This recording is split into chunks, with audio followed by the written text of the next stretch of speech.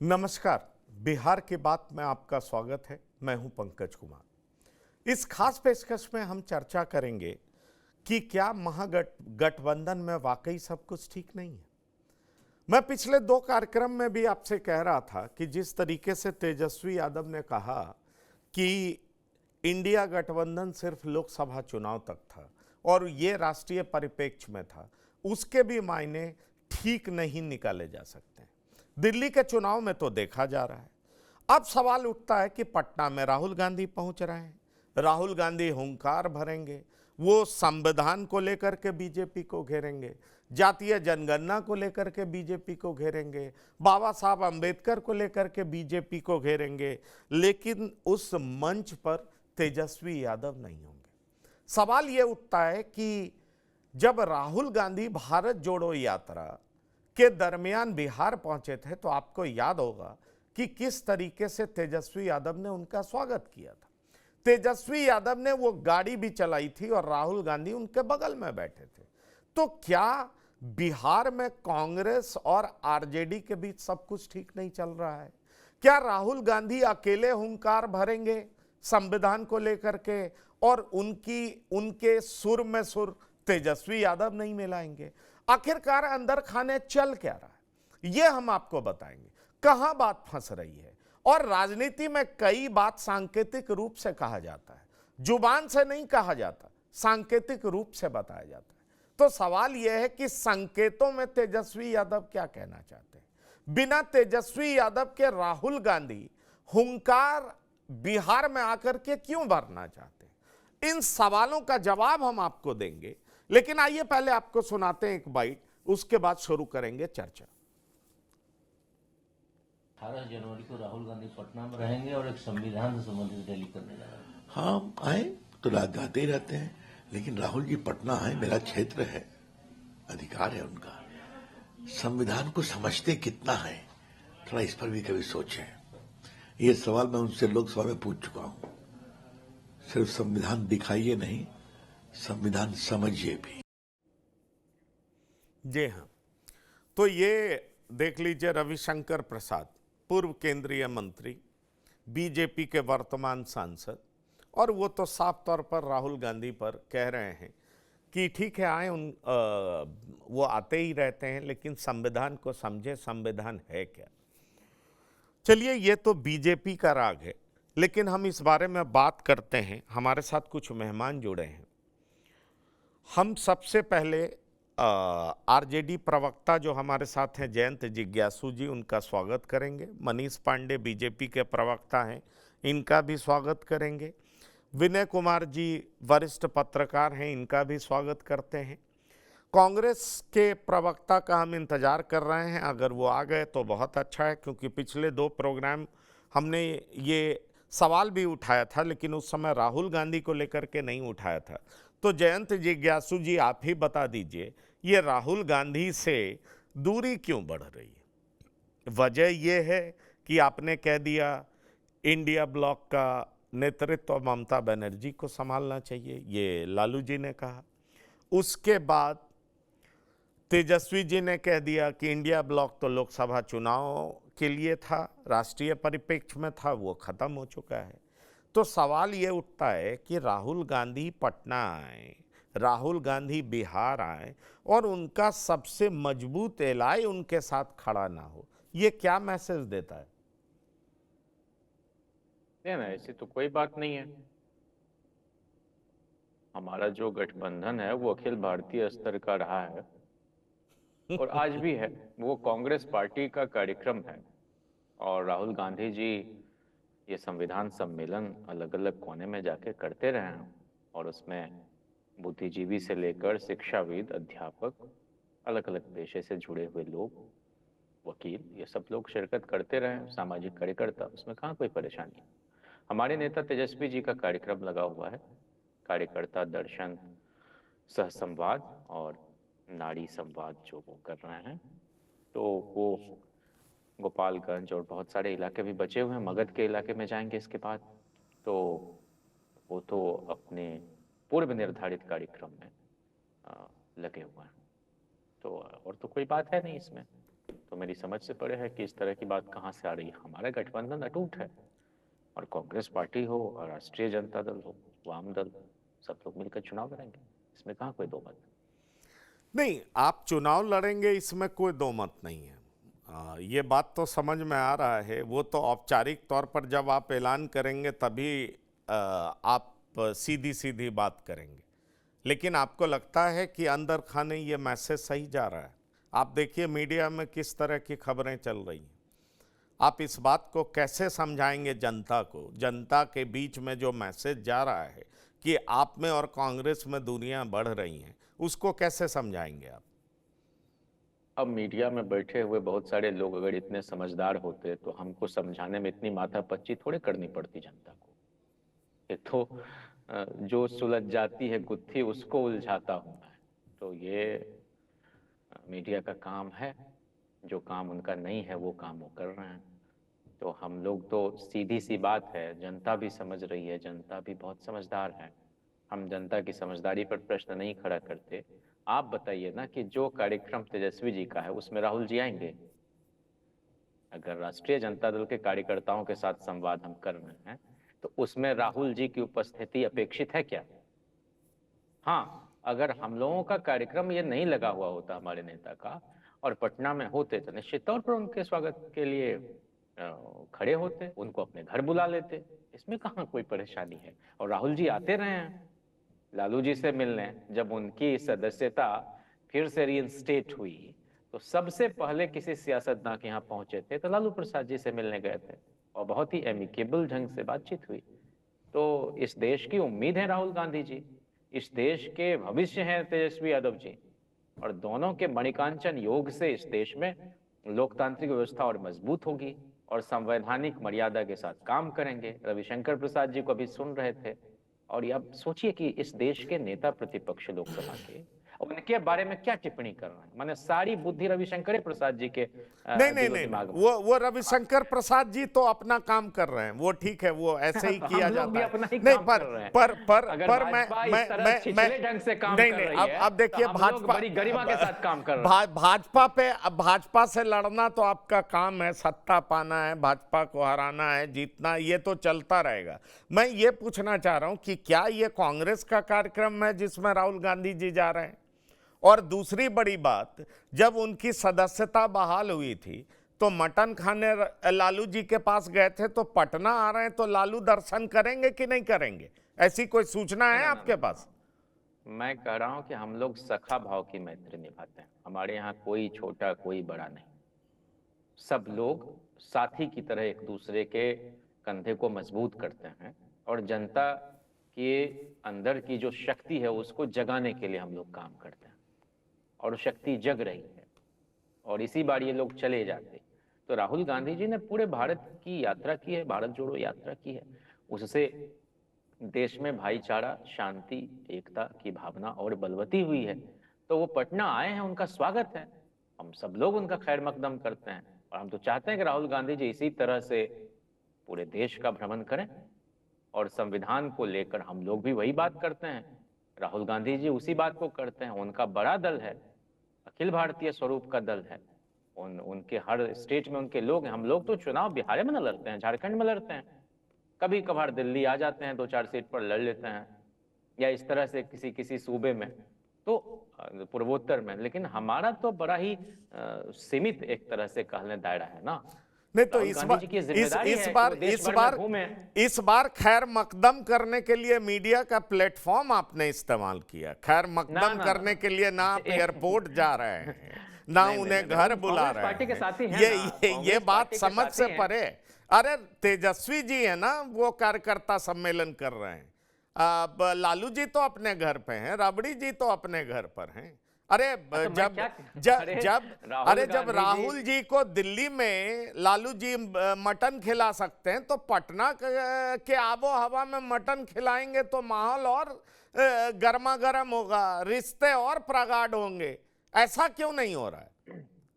देखिए, सफल और कामयाब रिश्ता उसी को कहा जाता है। अगर आप दिल्ली में हैं, पटना में, कितने ऐसे घर हैं जहां बिना किसी पूर्व सूचना के आप दस्तक दे दें? समझिए कि आपने जीवन में उतने रिश्ते कमाए, और राहुल गांधी जी के लिए 10 सर्कुलर रोड हमेशा खुला हुआ है, वैसे ही जैसे 10 जनपथ हमेशा लालू जी और तेजस्वी जी के लिए खुला रहता है, तो इसमें किसी औपचारिकता की आवश्यकता नहीं है। ठीक है। वो जब चाहे, ये उन्हीं का घर है, वो आए घर में, हमारे खुदा की कुदरत है, कभी हम उनको कभी अपने घर को देखते हैं, तो इसलिए हमारे यहाँ वो आए कि हम उनके यहाँ जाएं। ये बड़े मजबूत रिश्ते हैं, एतमाद के रिश्ते हैं, भरोसे के रिश्ते हैं, परस्पर सम्मान के रिश्ते हैं। यहाँ औपचारिकता की कोई गुंजाइश ही नहीं है, उसकी कोई जरूरत नहीं है। मनीष पांडे जी कई बार उनका घर है, जब आए कई बार पास आकर के भी ईमेल के जरिए प्यार का इजहार किया जाए या एसएमएस के जरिए प्यार का इजहार किया जाए, तो इसको क्या कहेंगे आप? प्यार की प्रगाढ़ता बढ़ी है या घटती जा रही है? पास आकर के भी मिलना नहीं हो रहा है, जब कभी मटन खाते थे साथ में, तो इसको क्या कहेंगे आप? देखिए, आज तो मुझे लगा पंकज जी की मीडिया की समझदारी पे सबसे पहले प्रश्न चिन्ह खड़ा हो गया। पता नहीं क्यों आप लोगों वो की तो कभी वो समझदारी खड़ा घटती जा कर रही है। देते हैं, कभी आप खड़ा कर देते हैं। मीडिया को इसकी आदत पड़ी हुई है, समझ गए? ये मीडिया पे ठेकरा फोड़ना कोई नई बात नहीं है। हम लोग आपकी सुन सुन के अब अभ्यस्त हो चुके हैं। आप आगे बात बढ़ाइए। पंकज जी, सवाल उठता है कि राहुल गांधी और तेजस्वी यादव के रिश्ते मीडिया नहीं समझ पा रही है, विषय ये है। यहां समझदारी की बात हो रही। और देखिए, मैं तो स्पष्ट कहूंगा पंकज जी कि अभी मैं जयंत जी की बात सुन रहा था। जयंत जी ने बहुत बड़ा नेता राहुल गांधी को बताया, देश का नेता बताया राहुल गांधी को। लेकिन यह बात सही है कि जयंत जी को कहना चाहिए कि राहुल गांधी देश के नेता हो सकते हैं, बिहार के नेता थोड़े ही हैं। उनकी नजर में बिहार के नेता तो लालू प्रसाद है, बिहार के नेता तो तेजस्वी यादव है, और यह बात स्पष्ट है। यह कहना भी चाहिए। और यही सिर्फ नहीं कहे हैं, अरविंद केजरीवाल ने भी कहा, बहुत लोगों ने कहा, भाई लालू जी ने ममता बनर्जी को नेता बताया इसलिए कि लोकसभा का चुनाव समाप्त हो गया है, अब तो राज्यों के चुनाव होने हैं। और मैं आपको बताऊं पंकज जी, बिहार में वार्म अप चल रहा, वार्म अप। जैसे खिलाड़ी पिच पर उतरने के लिए और कुश्ती के मैदान में उतरने के पहले वार्म अप करते हैं ना, तो बिहार में ये जितने विपक्षी दल के नेता हैं, पार्टियां हैं, वो सारी वार्म अप कर रही है कि बीजेपी को और एनडीए को कैसे हराया जाए। उसी का कारण है कि आज चाहे उस वार्म अप में कहीं पीके आगे निकलते दिखते हैं तो पप्पू यादव पीछे से उनको धरते हुए दिखते हैं, तो तेजस्वी यादव को लगता है कि विपक्ष के नेता तो हम हैं, मेरा वार्म अप कम क्यों हो रहा है, तो वो भी बीच में अपनी कुछ बातें घुसा देते हैं। उसी का परिणाम है कि कांग्रेस भी वार्म अप के लिए बिहार आ रही है, राहुल गांधी भी वार्म अप के लिए आ रहे हैं। और वो वार्म अप इसलिए है क्योंकि चुनाव के समय में सीटों का ज्यादा से ज्यादा ब्लैकमेलिंग कैसे किया जा सके, हम अपने वार्म अप के माध्यम से यह दिखा सकते हैं कि देखो हम प्रैक्टिस मैच बढ़िया खेल रहे हैं, इसीलिए हमें बिहार विधानसभा के चुनाव में सीटें ज्यादा चाहिए। अब ये जितनी भी पार्टियां हैं, देखिए सब मिलकर लड़ेंगे चुनाव। आज चाहे जो कुछ भी कह ले एनडीए, क्योंकि अकेले इनकी कोई औकात नहीं है बिहार में एनडीए के सामने एनडीए से लड़ने की। एक दूसरे को चाहे जितना भी भला बुरा कह ले, एक दूसरे के बारे में चाहे जितना भी कुछ कह ले, लेकिन सच्चाई यही है कि ये सारे लोग वार्म अप कर रहे हैं। राहुल गांधी भी इसलिए अपना मैदान यहां पर अकेले लगाना चाहते हैं कि जब चुनाव नजदीक आए तो हम राष्ट्रीय जनता दल को एहसास दिला सके कि देखो हमारे बगैर तुम यहाँ बिहार में अच्छी स्थिति में नहीं आ सकते। यही वजह है कि अन्य दूसरे भी, तेजस्वी यादव भी उसी वार्म अप में है के चक्कर में लगे हैं कि देखिए राहुल जी, आप यहाँ पर अच्छी स्थिति सीटें तभी ज्यादा ला सकते हैं जब आप राजद से गठबंधन करके चलेंगे। तो पंकज जी, सच्चाई यही है कि इनको मनमोहन सिंह बहुत अच्छे नेता थे पंकज जी, एक बात मैं कहूं, थोड़ा विषय से हटकर नहीं है लेकिन इसी विषय से है, बहुत अच्छे नेता थे, लेकिन उनकी सरकार का परफॉर्मेंस सबसे ज्यादा गड़बड़ इसीलिए रहा कि उस सरकार को कई क्षेत्रीय पार्टियां जिसके अंदर राष्ट्रीय भावना नहीं थी, जैसे अभी चुनाव में दिख रहा है। ठीक है, ये हम लोग चुनाव में थोड़ा, एक मिनट 30 सेकंड, नहीं मैं विषयांतर नहीं हो रहा हूं, इसी से मिला हुआ जो विषय है कि जैसे कि क्षेत्रीयता की भावना के साथ जो के राष्ट्रीय सरकार चल रही थी, उसमें सारे क्षेत्रीय दल अपने अपने गीत गा रहे थे। उसी प्रकार से बिहार में भी है कि कांग्रेस देश का नेता तो है, लेकिन राज्यों में राष्ट्रीय जनता दल ही नेता है, इसलिए राहुल गांधी लोकसभा के समय तो हम उनको मटन खिला सकते हैं, लेकिन जब विधानसभा के चुनाव की बात आएगी तो हम उनको मटन का स्वाद नहीं चखाएंगे। यहाँ सीधा सीधी फॉर्मूला यही है पंकज। चलिए, मेरे साथ विनय जी भी हैं, वरिष्ठ पत्रकार, और डॉक्टर संजय कुमार राजनीतिक विश्लेषक भी हैं। विनय जी, राहुल गांधी पटना आ रहे हैं, तेजस्वी यादव से मिल नहीं रहे हैं, लालू प्रसाद से मिल नहीं रहे हैं। आपको नहीं लगता ये मैसेज जाएगा जनता में कि दोनों के बीच में सब कुछ ठीक नहीं है? देखिए, चुनाव के पहले हर पार्टी अपनी उपयोगिता सिद्ध करनी चाहती है, अपनी ताकत को बढ़ाना चाहती है। हर दल के साथ ऐसी बात है। तो भारतीय जनता पार्टी के भी लोग कह रहे थे कि भाई ये पार्टियां अलग अलग नहीं लड़ सकते हैं क्योंकि इनके पास ताकत नहीं है। लेकिन ये भी बता दें ना कि बीजेपी अकेले अंतिम बार कब लड़ी थी बिहार में। मुझे तो याद है कि 2000 से आज तक कभी बीजेपी अकेले लड़ी ही नहीं चुनाव बिहार में। उसको एनडीए गठबंधन चाहिए। नहीं, लेकिन तो एनडीए साथ में अब मीटिंग कर रही है। जिला जिला में एनडीए के कार्यकर्ता एक साथ मीटिंग कर रहे हैं, मैसेज साफ दे रहे हैं कि हम साथ हैं। यहाँ तक कि नीतीश कुमार प्रेस विज्ञप्ति जारी करके कहते हैं कि हम बीजेपी के साथ ही रहेंगे, और ये अभी अलग अलग सभा करेंगे। तो मैसेज क्या जाएगा विनय जी?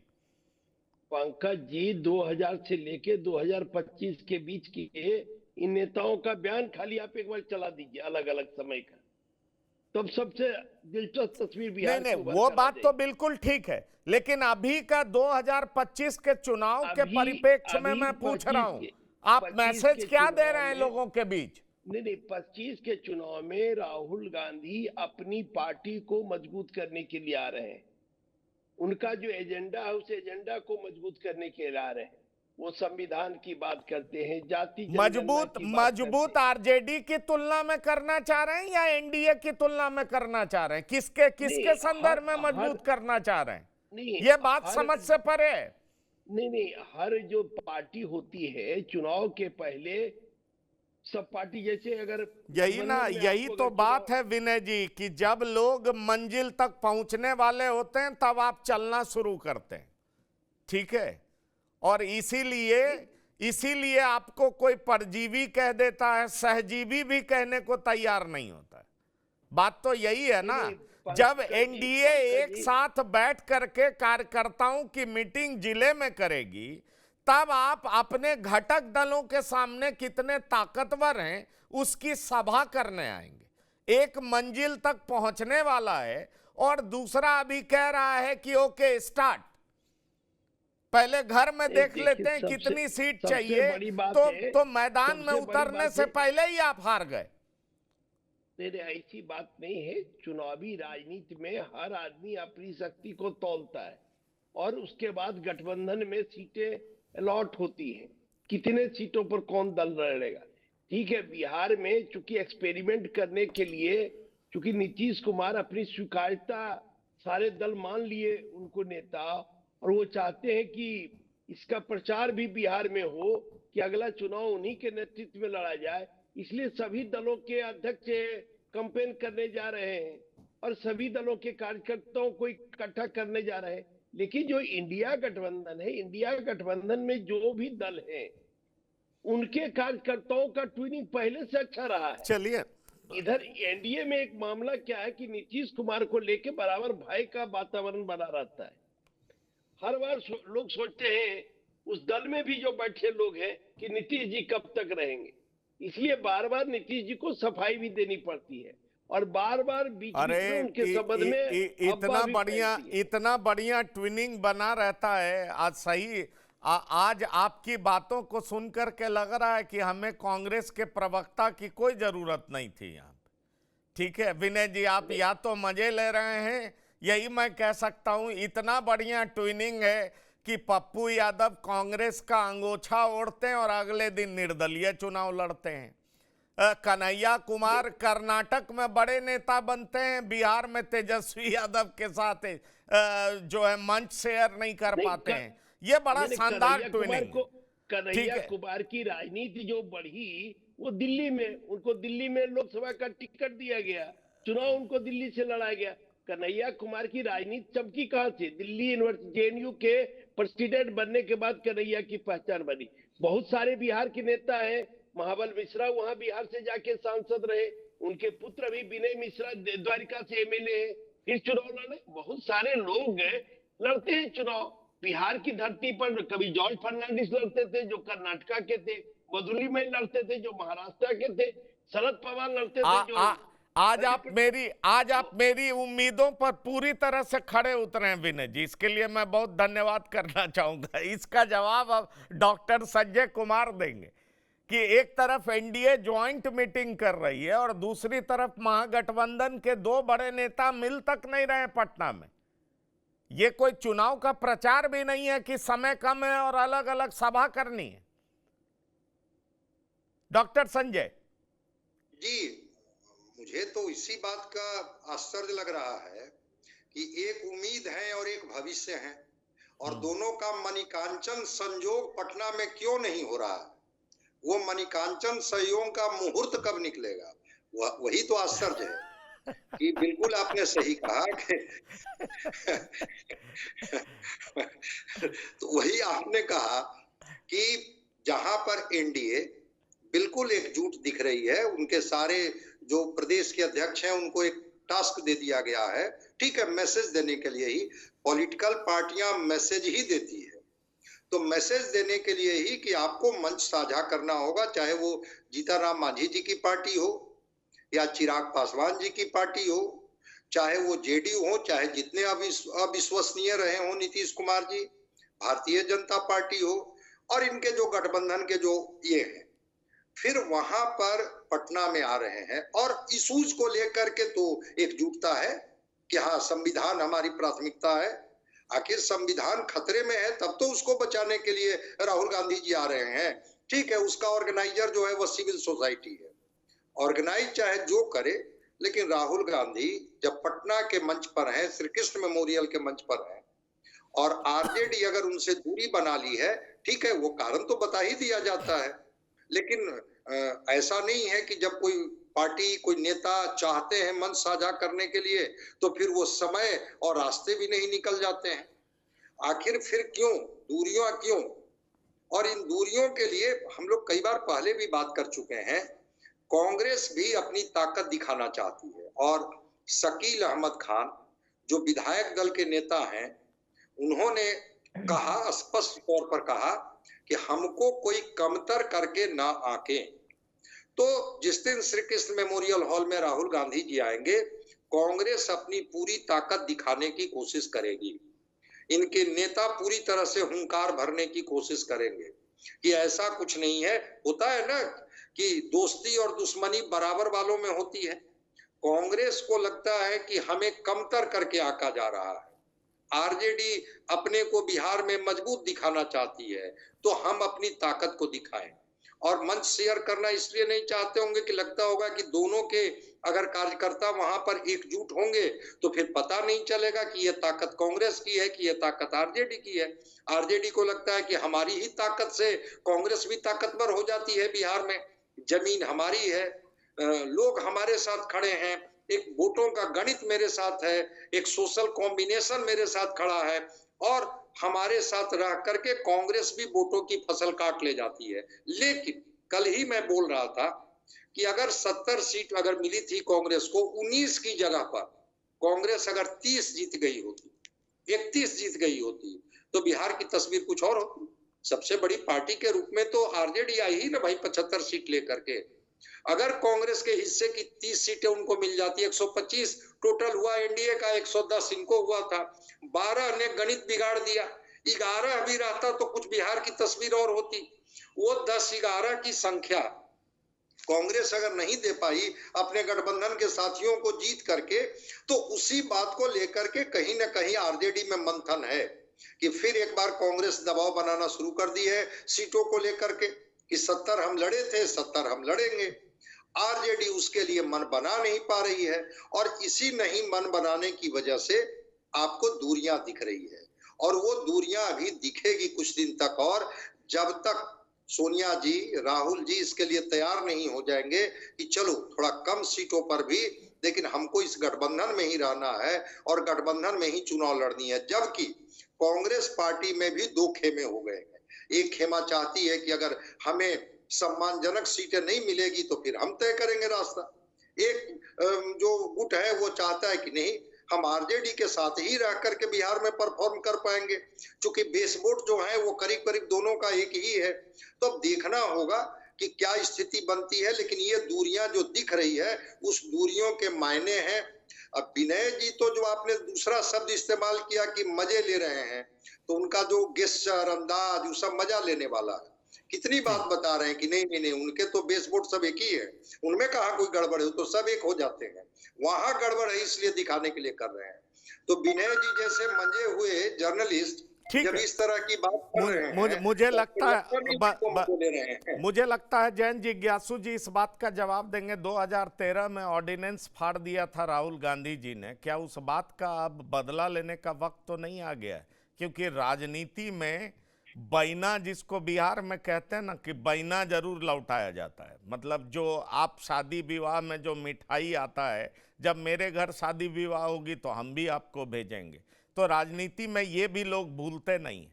क्या ऐसा समय आ गया है कि लालू जी को पॉलिटिक्स से रिटायर होना पड़ा, कम से कम चुनावी राजनीति से, और उसकी बड़ी वजह उस ऑर्डिनेंस को फाड़ना है? क्या अब आपको लग रहा है कि उसका बदला लेने का समय आ चुका है, इसलिए अब राहुल गांधी को सही सियासत समझाया जाना चाहिए?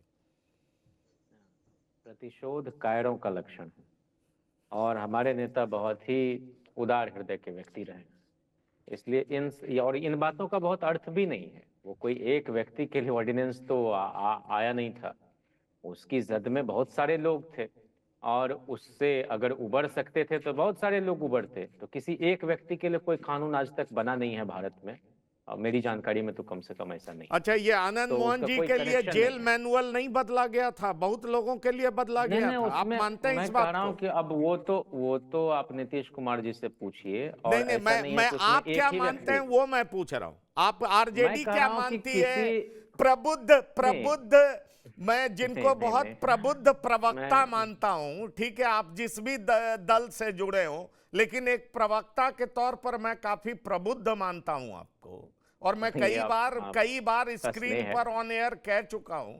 तो मैं पूछता हूं कि एक प्रबुद्ध प्रवक्ता जयंत जिज्ञासु आनंद मोहन को नीतीश सरकार द्वारा छोड़े जाने को क्या समझते हैं? क्या उनके नहीं, लिए ही सिर्फ जेल मैनुअल में परिवर्तन किया गया था, या अशोक महतो के लिए भी किया गया था, अन्य लोगों के लिए भी किया गया था? ये कह रहा हूं मैं कि समझना चाहता हूं जब आपसे। कभी सैद्धांतिक तौर पर अगर हम लोग बात करें, तो जब भी किसी भी तरह का परिवर्तन मैनुअल में होगा या कोई कानून बनाया जाएगा, तो किसी एक व्यक्ति के लिए वो हो ही नहीं सकता है, और आदर्श स्थिति यही है। अब आगे भी अगर उस तरह के क्राइटेरिया को कोई फुलफिल करेंगे, जो भी जेल की सजा काट रहे होते हैं, तो उस मानक पर खड़े उतरेंगे तो बाहर आएंगे। तो मेरा तो इसमें स्पष्ट मत है। दूसरा, आप कह रहे थे कि ये ताकत की बात है या शक्ति प्रदर्शन की बात है और किसी एक दल का पलड़ा भारी वगैरह नहीं। मैंने आपसे स्पष्ट किया कि अभी हमारे नेता अपने पूर्व निर्धारित कार्यक्रम में हैं और उसको बीच में नहीं छोड़ा जा सकता है। समय चुनाव में भी कम है और इसके बाद फिर हम दूसरे तरह के कार्यक्रम में लगेंगे। तो एक बार ये पूरे बिहार का दौरा कर लें और उसके बाद फिर हम आगे जैसा पार्टी निर्धारित करेगी उसमें सब लोग लगेंगे, और लगे हुए ही हैं। तो राहुल गांधी जी सिर्फ बिहार ही नहीं, झारखंड भी आए और भी जगह जाते हैं, और ये ठीक बात है कि उनके यहाँ उनकी पार्टी के लोग भी हैं, सिविल सोसाइटी के भी मेंबर्स हैं जो परिवर्तन को लेकर अपनी प्रतिबद्धता रखते हैं। ये सारी बातें अपनी जगह हैं। नहीं तो आप क्या दूसरा कहीं इनडायरेक्टली ये तो नहीं कह रहे हैं कि राहुल गांधी आ जाएं और अपनी ताकत को आजमा लें, उसके बाद ही हम दूसरे दौर में सीटों को लेकर के उनसे बात करेंगे? अभी हम भी चाहते हैं कि वो अपने ताकत का सही आकलन कर लें, उसके बाद उनसे सीटों को लेकर के बात होगी। चलिए, प्रतिशोध तो आप नहीं लेते, नहीं है। आपका दिल बहुत बड़ा है, हम इस बात को समझते हैं, लेकिन आप हमें ये बताइए कि आप भी चाहते हैं कि खुद कांग्रेस के सबसे बड़े नेता जमीनी हकीकत को भांप लें, समझ लें, और उसके बाद ही हम उनसे बात करेंगे? नहीं नहीं, आपने एक और बात कही कि रिटायर करा दिया। राजनीति में कोई रिटायर नहीं होता है, और राजनीति का मतलब सिर्फ हाउस चुनावी में रहना राजनीति, नहीं होता चुनावी है। ये भी एक्टिव मैं चुनावी पॉलिटिक्स। राजनीति बात कर रहा हूँ। कम्युनिस्ट पार्टी ऑफ इंडिया के महासचिव रहे एबी वर्धन साहब, सिर्फ एक बार एमएलए हुए, और शरद पवार जी की जयंती का जन्मदिन था, 60वां जन्मदिन, लोग वहां बोल रहे थे, प्रफुल्ल पटेल जी संचालन कर रहे थे। उन्होंने एक बात कही कि और अब आपके बीच बोलेंगे भारतीय संसद में अपनी जोरदार बहस के लिए जाने जाने वाले, तो वर्धन साहब आए और बोले कि मैं कभी भारतीय संसद का मुंह नहीं देख पाया, और वहां जाने की कोशिशें मैंने बहुत पहले छोड़ दी। तो ये सब बहुत लालू प्रसाद जी के जीवन में ये इस तरह का अनुभव बहुत रहा है, उसकी कोई बात नहीं। मैं कह रहा हूं कि जो साथी अभी कह रहे थे कि भाई ये लोग अकेले लड़के दिखाते, तो भारतीय जनता पार्टी अकेले लड़के काहे ना दिखाती है? नीतीश कुमार जी जैसा नचाते हैं वैसा वो नाचते हैं। अकेले लड़ने की बात और गठबंधन में लड़ने की बातों का इस खास कार्यक्रम से क्या लेना देना है? दूसरा कि किसकी क्या ताकत है, यह दोनों पार्टियों के शीर्ष नेतृत्व को पता है। ऐसा थोड़े कि सोनिया जी को नहीं मालूम है बिहार की हकीकत, या राहुल जी को नहीं मालूम है, सब लोग जानते हैं। लेकिन लोकतांत्रिक व्यवस्था है, हर पार्टी को अपना विस्तार करने का हक है, अपनी अपनी विचारधारा के प्रसार का हक है, वही राहुल जी कर रहे हैं। और हमें तो बड़ी खुशी है कि कांग्रेस पार्टी जितनी मजबूत होगी बिहार में। सोनिया जी भली भांति जानती हैं, राहुल गांधी को कंफ्यूजन हो गया है क्योंकि उनके सिपह सलार पप्पू यादव और कन्हैया जी बन गए हैं, इसलिए कंफ्यूजन हो गया है जिसको आप दूर करना चाह रहे हैं। देखिए, ये तो उनकी पार्टी का आंतरिक मामला, लेकिन एक बात मैं आपसे बता दूं कि जो मीडिया की स्क्रीन पर दिखता है, राजनीति दरअसल वो होती नहीं है। जिसको आप बहुत शाइनिंग स्टार और जाने क्या क्या इस तरह से आप प्रोजेक्ट करते हैं या मैग्निफिकेशन के साथ दिखाते हैं, निर्णय कोई और ले रहा होता है। और जो निर्णय लेने वाले होते हैं उनके बयानात बहुत छलकते भी नहीं होते हैं। अहमद पटेल कभी कैबिनेट मंत्री नहीं रहे, लेकिन अहमद पटेल की क्या ताकत थी आपको मालूम है। तो इसलिए हमें संजय यादव की भी ताकत मालूम है। जयंत जिज्ञासु जी, हम संजय यादव की भी ताकत को जानते हैं। मैं तो किन्हीं का नाम नहीं ले रहा हूँ, हमारी पार्टी हो या कांग्रेस पार्टी हो। मैंने तो एक गुजर गए व्यक्ति के बारे में आपको बताया। हाँ। तो इसलिए इस तरह के का कोई कंफ्यूजन नहीं। मैं एक बात जो कहना चाह रहा था कि कांग्रेस पार्टी जितनी मजबूत होगी बिहार में, हमारा गठबंधन उतना मजबूत होगा और नतीजे उतने शानदार आएंगे। हमें बहुत खुशी है, इस तरह की गतिविधियां होती रहनी चाहिए और कांग्रेस पार्टी को अपना प्रचार प्रसार करना ही चाहिए। उनके ताकत बढ़ने से हमें बहुत खुशी होगी। और जयशंकर प्रसाद की कामायनी में एक पंक्ति है कि शक्ति के विद्युत कण जो व्यस्त विकल बिखरे हैं हो निरुपाय, समन्वय उनका करें समस्त विजयिनी मानवता हो जाए। ठीक, तो हमारी राजनीति मानवता को मजबूत करने के लिए और बिखरी हुई शक्तियों को इकट्ठा करने के लिए। तो राहुल गांधी जी वहां लोगों से बात करेंगे, बताएंगे कि भाई संवैधानिक प्रावधानों के साथ संविधान को समझने की दावेदारी करने वाले रविशंकर प्रसाद जी और उनके साथी किस तरह से कुचल रहे हैं। यही ना हम लोग बताते हैं भाई, कि किस तरह से किसान आंदोलन होता है। और एरोगेंस ये है, एहसासे कमतरी का गुरूर, कि कहते हैं हमारे यहाँ इस्तीफे नहीं होते, और मंत्री टेनी जी का बेटा चढ़ा देता है थार वहां आंदोलनरत किसानों के ऊपर। तो ये सब बातें ही हमको बताते हैं कि भाई 16 लाख करोड़ रुपया अगर आपने माफ कर दिया उद्योगपतियों का और किसान अगर आत्महत्या कर रहे हैं, तो इस स्थिति को बदलना चाहिए। मनीष पांडे जी, ये सारी बातें भारत ठीक है करना चाहिए। ये सारी बातें अलग अलग स्वर में कहा जा रहा है, तो आपके लिए लड़ाई आसान हो गई है, आपको तो मजा आ रहा होगा। एक मंच से कहे होते तो आप दबाव में होते। कहीं से भी करेंगे, इनके खिलाफ है ना कर रहे हैं गोलबंदी। मनीष पांडे जी, आवाज नहीं आ रही है ना? हाँ, अब आ रही है। हाँ, मुझे तो लगता है कि ये जो प्रेम है जो छलक रहा था इतनी देर से, वो भगचोंदर शब्द पे अभी आकर रुका नहीं है। अभी तो उसका आगाज ही नहीं हुआ है, क्योंकि भगचोंदर किसके लिए कहा गया था। हाँ नहीं, अरे ये तो सारे लोग, पूरा पैनल जानता है भगचोंदर क्यों तो बोला उस गया। पर तो आज भी कायम है ना भाई, अब्सेंट माइंडेड को भगचोदर बोला भाई जाता है। कामायनी कहाँ की दिक्कत बात, है? कामायनी की बात कहाँ जब दिक्कत है आप उसमें? करेंगे, कामायनी की बात करेंगे तो मुझे तो भगचोंदर शब्द याद आ जाएगा, जयंत जी। बहुत तो देखिए बहुत ये जो अर्थपूर्ण आपने शब्द जो है कहा, वो। अच्छी बातें कही। नहीं नहीं, अरे क्या बात करते हैं, मैं आपकी प्रशंसक, मैं भी आपका प्रशंसक हूँ पंकज जी हैं तो। और मैंने इसीलिए कहा कि देखिए आपने बहुत अच्छा कहा, अहमद पटेल का नाम लिया कि वो दिखते नहीं है। आप तो यह कहना चाह रहे हैं कि राहुल गांधी जो इतना फड़फड़ाते हैं मीडिया में, दरअसल डिसीजन मेकर कोई और है कांग्रेस में, इसका मतलब तो यही हुआ। और नहीं मुझे नहीं, लगता इन्होंने है दो कि नाम लिए, पंकज जी उस ने संदर्भ में संजय, कहा मैंने। नहीं हम नहीं राहुल नहीं गांधी जी क्यों बीच में ला रहे हैं? भाई मैं आपसे सहमत होके ही बोल रहा हूँ। और पंकज जी ने आपके दुखती रग पे हाथ रख दिया संजय यादव का नाम लेके। ना देखिए ना ये ना बहुत ना। सारी बातें हैं, आपने आपने सही कहा। देखिए जैन जी की बहुत सारी बातें राजनीति में जो दिखती हैं वो होती नहीं, और जो होती है वो दिखती नहीं है। मैं आप यहाँ पे आपसे सहमत हूँ, और कुछ उदाहरण उसके जो है वो द्योतक है। लेकिन देखिए ये है कि इस बात से आपने कहा कि भाजपा कब लड़ी है बिहार में, बिल्कुल सही बात आप कह रहे हैं। और भाजपा के लिए सरकार भी नहीं बना सकती है, यह बात भी स्पष्ट है। मैं खुले ओपन इस आपके डिबेट में कह रहा हूं, क्योंकि 100 सीट अगर हम लड़ेंगे तो बहुमत की अपेक्षा कैसे रखेंगे।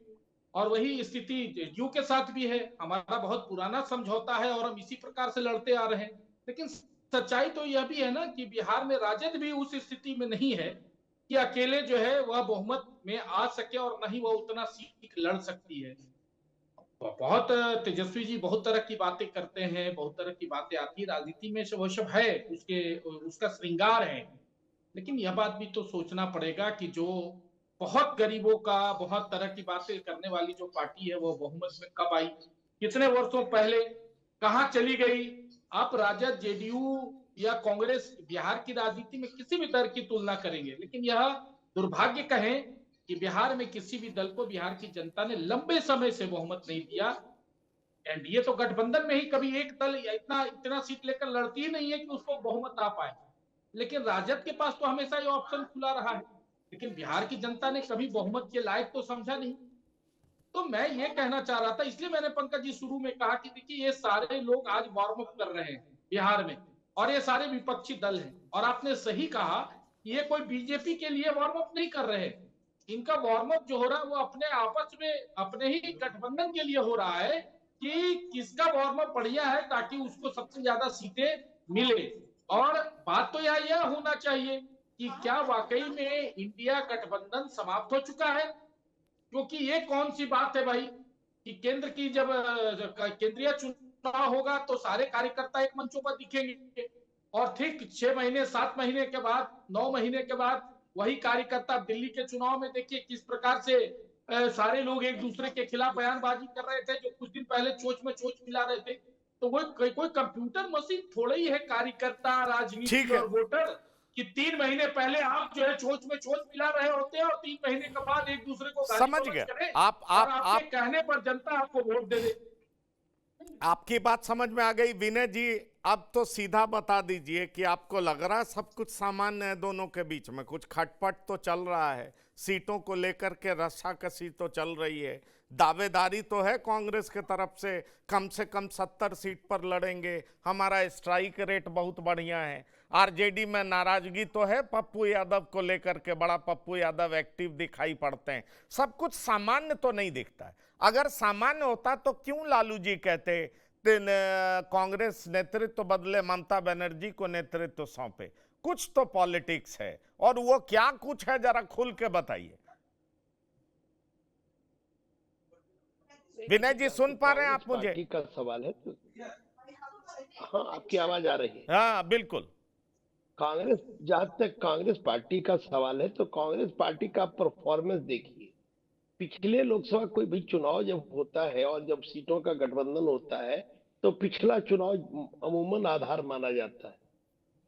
अगर पिछले चुनाव को आधार मानते हैं लोकसभा के चुनाव को, तो कांग्रेस पार्टी 9 सीट पर चुनाव लड़ी थी और 3 सफलता उसे मिली। आरजेडी 24 सीट पर चुनाव लड़ी और उसको केवल 4 सीटें मिली। आजकल पप्पू यादव अपने को सो कोल्ड कांग्रेसी कहते हैं, हालांकि नियम के अनुसार तो वो पार्लियामेंट के मेंबर नहीं हो सकते हैं कांग्रेस के, क्योंकि दल बदल का जो है 10th शेड्यूल का मामला कांग्रेस ज्वाइन करते ही उनकी सदस्यता चली जाएगी। तो कानूनी रूप से तो वो कांग्रेस के या टेक्निकल रूप से वो कांग्रेस के नहीं हो सकते, लेकिन अपने को कांग्रेसी ही मानते हैं। तो अगर उनको भी मान लिया जाए तो 4 सीट कांग्रेस के पास हो सकता है लोकसभा के हिसाब से, आरजेडी के पास भी 4 सीट। तो कांग्रेस अपने पिछले परफॉर्मेंस से काफी उत्साहित है। जहां तक वोट का सवाल है तो पहले की तुलना में कांग्रेस का वोट भी बढ़ा है। 2019 के चुनाव की तुलना में 2024 के लोकसभा चुनाव को अगर आप देखेंगे तो कांग्रेस का वोट बढ़ा है। तो कांग्रेस पार्टी इसको लेकर निश्चित रूप से, और सीटों का जब तालमेल होता है तो हर दल चाहता है कि हम ज्यादा से ज्यादा सीटों पर चुनाव लड़े। हर दल के लोगों की इच्छा होती है कि हमारा दल का व्यक्ति मुख्यमंत्री बने, उप मुख्यमंत्री बने। लेकिन ये निर्विवाद सत्य है कि बिहार की राजनीति में सबसे बड़ा चेहरा जो इंडिया ब्लॉक जिसको आप कहते हैं, अब किस रूप में इंडिया ब्लॉक बचा है कहा नहीं जा सकता है, क्योंकि कई राज्यों में टूट के कगार पर है। लेकिन बिहार में अगर इसको मान के चलते हैं तो लालू प्रसाद यादव इसके बड़े चेहरे हैं। और लालू प्रसाद केवल बिहार के ही नहीं नेता है, देश में उनकी लोकप्रियता है, विदेश में भी उनकी लोकप्रियता है। हम लोगों को विदेश भी जाने का अवसर मिला, वहां भी लोग लालू प्रसाद यादव को जानते थे और पूछने वाले, उनके संबंध में जानने वाले लोग मिलते थे, उनके बारे में जानना चाहते थे। तो लालू प्रसाद यादव की अपनी लोकप्रियता है। तो बिहार की राजनीति में अगर आप देखेंगे तो बिहार की राजनीति में सबसे बड़ा चेहरा लालू प्रसाद यादव आज भी है। नहीं, वो सारी निश्चित बात रूप से सही उनकी है, छत्र छाया सारी में बात तेजस्वी सही है। यादव। लड़ाई 70 सीटों को लेकर के है क्या? ये बताइए कि 70 सीट पर हम लड़ेंगे, इसी बात पर रस्साकसी है क्या? पंकज जी, जब गठबंधन होता है तो हर दल की इच्छा होती है। और जो कांग्रेस के बड़े नेता से हमारी एक दिन बात हो रही थी तो उनका कहना था कि पिछले लोकसभा चुनाव के समय भी कई चैनल और कई लोग कह रहे थे 4 सीट मिलेगा, 5 सीट मिलेगा। पिछली बार हमको 9 मिला था, इस बार भी 9 मिला। इस बार भी पिछली बार कई लोग बोल रहे हैं देखिएगा 70 इस बार 70 मिलेगा क्या? कांग्रेस के बड़े नेता 70 मिलेगा क्या, यही बता दीजिए ना। कांग्रेस के एक बड़े नेता से जब मेरी बातचीत हुई इस बिंदु पर तो उनका मानना है कि निश्चित रूप से मिलेगा। निश्चित रूप उनका से ये भी कहना है कि भाई यही तो हम कहें कि हुजूर बदले बदले क्यों दिख रहे हैं। तो अब मुझे समझ में आ रहा है, बहुत कांग्रेस के नेताओं से मिल रहा है। ये मैं समझ पा रहा हूं। डॉक्टर संजय, क्या आज विनय जी क्यों बदले नजर आ रहे हैं कुछ दिनों के बाद? तो अब मैं समझ पा रहा हूं कि बहुत कांग्रेस के नेताओं से मिल रहा है, नहीं, और इसलिए इनको कांग्रेस और आरजेडी में कुछ गड़बड़ दिख नहीं रहा है। पंकज जी, दिक्कत क्या है कि हम लोग जब सही बात बोलते हैं ना कुछ लोगों को अच्छा नहीं लगता है।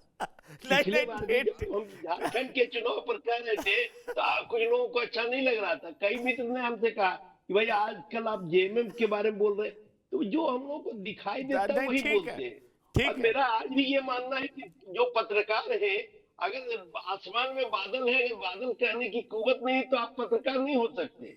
बिल्कुल ठीक है, जो सच्चाई है उसको तो नहीं, वो बात बिल्कुल ठीक है। डॉक्टर संजय, जो दिख रहा है वो लोग देख नहीं पा रहे हैं, या विनय जी वही देख रहे हैं जो देखना चाह रहे हैं? आज कांग्रेस के प्रति एकदम ये गार्डन है। हाँ। कोई भी कांग्रेस के विरोध में कोई बात ये सुनने के लिए तैयार नहीं है, और कहते हैं कि हाँ 70 सीट भी मिलेगी कांग्रेस को। कांग्रेस का स्ट्राइक रेट देख लीजिए, कांग्रेस ने जो परफॉर्म करके दिखाया है। ठीक है, बिल्कुल मैं सहमत हूँ कि हर व्यक्ति हो सकता है कि मेरा नजरिया, मेरा विजन वहां तक नहीं पहुंच रहा होगा जहां पर ये देख रहे हैं। या होता है कभी कभी कि क्लोज लोगों से जब बातें होती हैं तो रणनीति को जब समझता है व्यक्ति तो उस कॉन्फिडेंस में चीजों विनय जी को विश्वास है कि अंत में सोनिया जी फोन करेंगी और लालू जी फिर 70 सीट के लिए तैयार हो जाएंगे, जैसे होता रहा है पहले। पंकज जी, क्या है, जब आधा गिलास पानी होता है ना तो उसको 4 तरह से हम कह सकते हैं कि गिलास में पानी है, आधा गिलास पानी है, गिलास खाली है, आधा गिलास भरना पड़ेगा पानी। तो 4 तरह से एक ही चीज को, और चारों चीज सत्य है।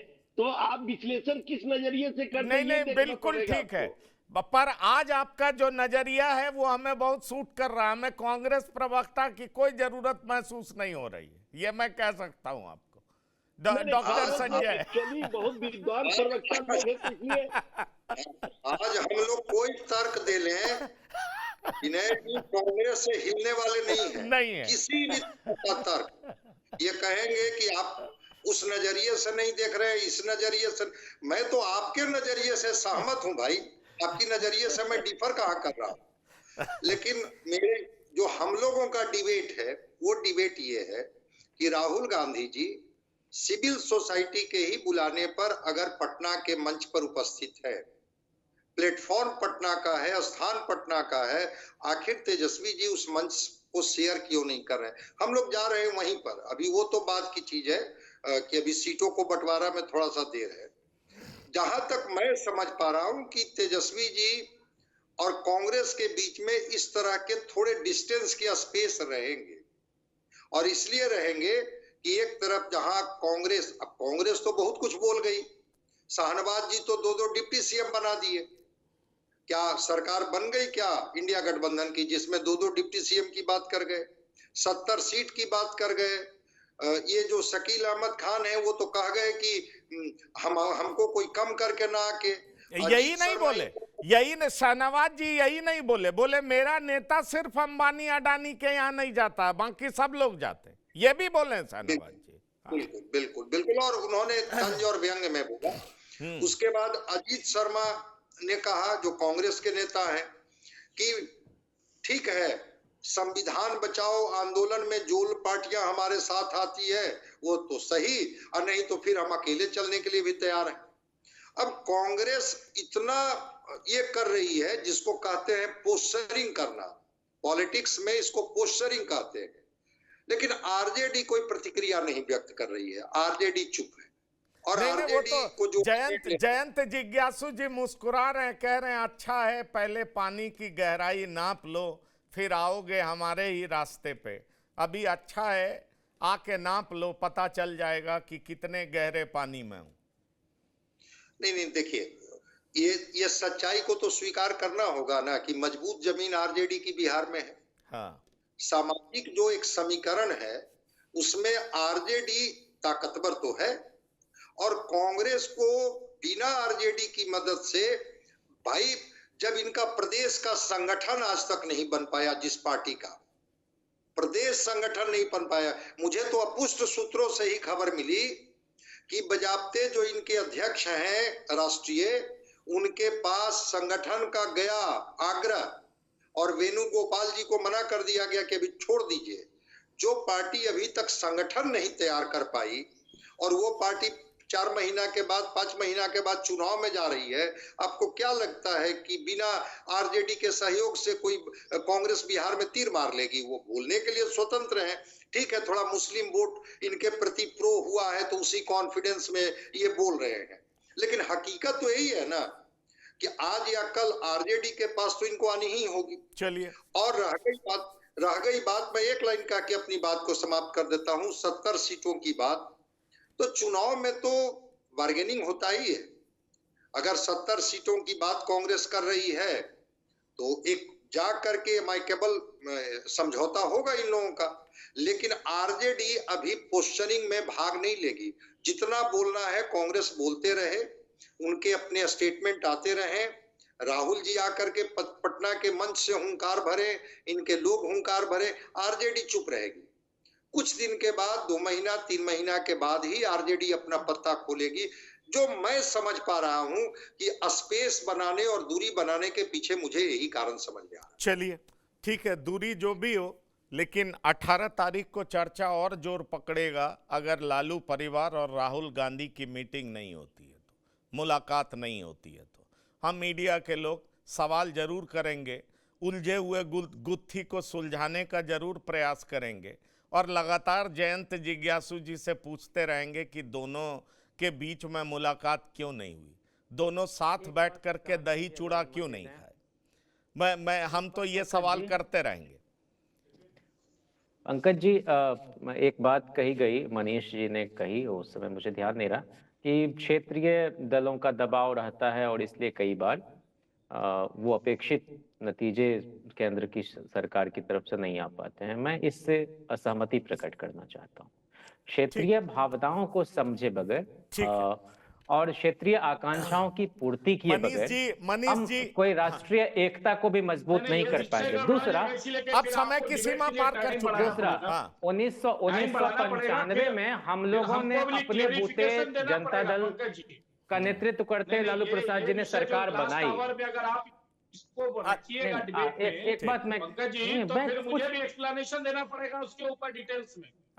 मैं तो यही कह रहा हूँ कि रीजनल पार्टी को क्रश करना भारतीय, ठीक है, आप जवाब दे दीजिए। रीजनल पार्टी को क्रश करके आप भारतीय एकता को मजबूत नहीं रख सकते हैं, यही कह रहे हैं। आप बता दीजिए क्या ऐसा। हाँ, पंकज जी मैं बता दूं, ढांचा पर भी प्रहार है। वो गठबंधन का तो रिकॉर्ड अटल जी ने बनाया ना पहली बार देश में, लेकिन परिणाम क्या हुए? एक घोटाला नहीं हुआ, एक किसी प्रकार के। तो भाई मैं यही बात तो कहना चाहता हूं ना कि राष्ट्रीय भावना से ओत-प्रोत अगर गठबंधन नहीं रहेगा, लोकसभा में आप साथ ठीक है, विधानसभा में अपनी बात कह दी आपने बिल्कुल। और राष्ट्रीय भावना रहनी भी चाहिए, क्षेत्रीय संतुलन भी कायम रहना चाहिए, फेडरल स्ट्रक्चर मजबूत रहना चाहिए। फिर हम लोग मिलेंगे। जयंत जिज्ञासु जी, मनीष पांडे जी, विनय कुमार जी और डॉक्टर संजय कुमार जी, बिहार की बात में शिरकत करने के लिए बहुत बहुत धन्यवाद और शुक्रिया। तो बिहार की बात में इतना ही। ताजा तरीन खबरों के लिए आप लगातार देखते रहिए TV9। धन्यवाद, नमस्कार।